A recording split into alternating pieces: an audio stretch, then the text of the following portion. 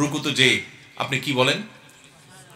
সুবহানা রাব্বিয়াল আযীম, আমার মহান রবের পবিত্রতা বর্ণনা করছি। সুবহানা রব্বি মানে আমার রব, হে আমার রব, আমার রবের মহান রবের পবিত্রতা আমি বর্ণনা করছি। আপনি এটা বারবার বলতে থাকেন, বারবার বলতে থাকেন। রুকুতে আরো তাসবিহ আছে, আমরা জানি না, ওই একটাই ভালো করে পড়া হয় না জন্ম থেকে। নবী করিম সাল্লাল্লাহু আলাইহি ওয়াসাল্লাম রুকুতে কখনো কখনো বলতেন সুবহানাকাল্লাহুম্মা রাব্বানা ওয়া বিহামদিকা আল্লাহুম্মা ফিরলি, হে আল্লাহ আপনার পবিত্রতা বর্ণনা করছি, আপনার পবিত্রতা বর্ণনা করছি, আপনি আমার রব এবং আপনার প্রশংসা করছি, আপনি আমাকে মাফ করে দেন। রুকুর তাসবিহ এটা, আল্লাহর কাছে দোয়াও আছে এখানে। নবী সাল্লাল্লাহু আলাইহি ওয়াসাল্লাম কখনো কখনো এটা পড়তেন, কখনো কখনো পড়তেন সুবহানাল জাবারুতি ওয়াল মালাকুতি ওয়াল কিবরিয়া ওয়াল আযমা।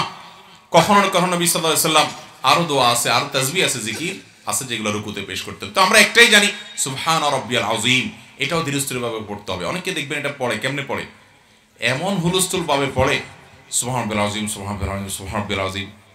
আপনি কি বলছেন নিজেই আপনি টের পাচ্ছেন না, আল্লাহর প্রশংসা করছেন।